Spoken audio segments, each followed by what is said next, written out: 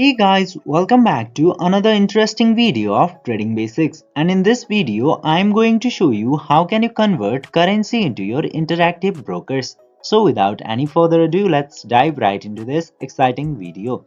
Now, in order to do that, you just simply have to open any of your browser, and after opening the browser, log into your interactive broker account into the interactive broker site. And after logging in your account, just simply go into this trade section into here, and after that you will get this convert currency option. Simply choose that option, and then into this tab you just simply have to scroll down a bit, and then you will see this currency I have option. Just simply click into that and select the currency that you have, and then into this section you can choose in which currency do you want to change the currency that you have.